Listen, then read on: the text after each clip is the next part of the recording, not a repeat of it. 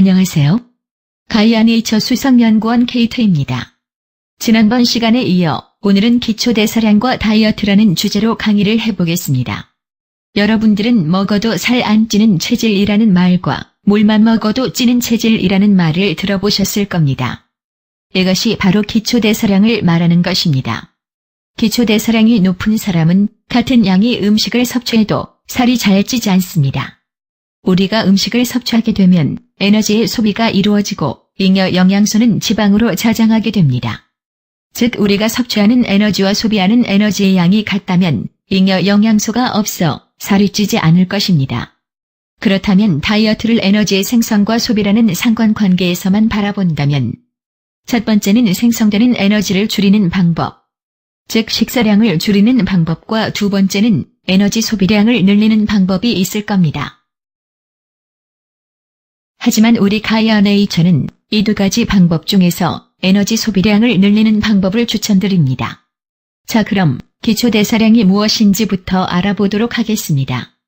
우리 몸에서 소비하는 에너지는 크게 세 가지, 즉 기초대사량, 활동에너지, 열발생에너지로 나눌 수 있습니다. 기초대사량이란 사람이 어떠한 움직임 없이 가만히 누워만 있어도 소모되는 열량을 말합니다. 호흡, 심장박동, 체온 유지 등 우리가 생명을 유지하기 위해서 사용되는 열량이 바로 그것입니다. 활동에너지는 운동이나 일상적인 활동을 할 때 근육이 움직이면서 사용하는 에너지를 말합니다.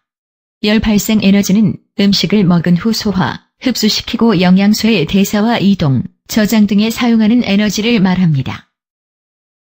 우리가 섭취한 열량의 65%가 기초대사량으로 사용됩니다. 하루 1800kcal의 음식을 섭취하면 기초대사량으로 쓰이는 열량이 1170kcal 정도로 생각보다 높습니다. 그림에서 보는 것과 같이 우리의 에너지 소비는 기초대사량이 60에서 75%로 가장 많고 그 다음으론 활동에너지로 15에서 30%, 열발생을 위해 10%의 에너지를 소비합니다.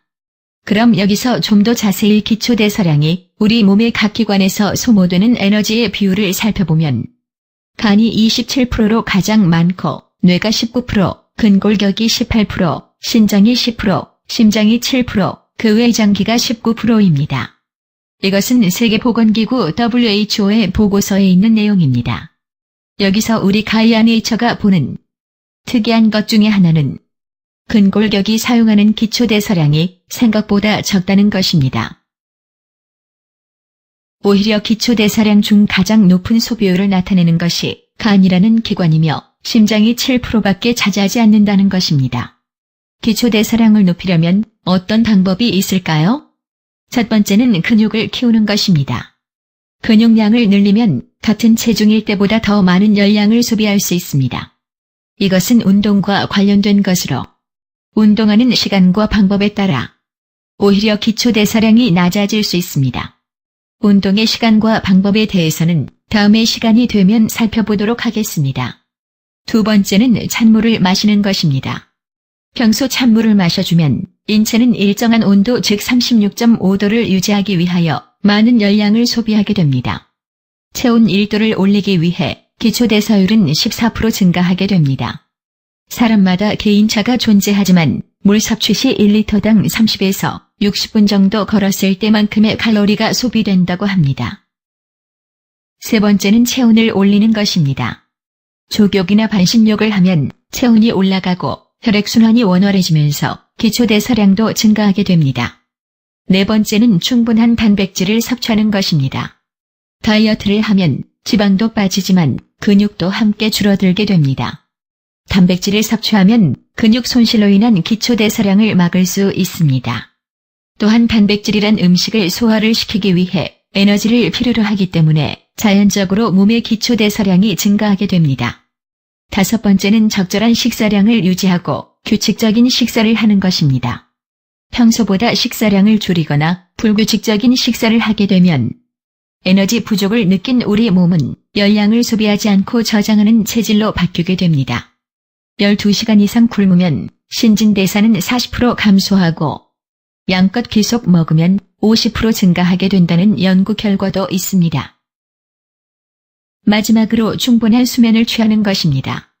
수면 부족은 신진대사를 방해합니다. 신진대사가 원활하지 못하면 기초대사량이 낮아지기 때문입니다.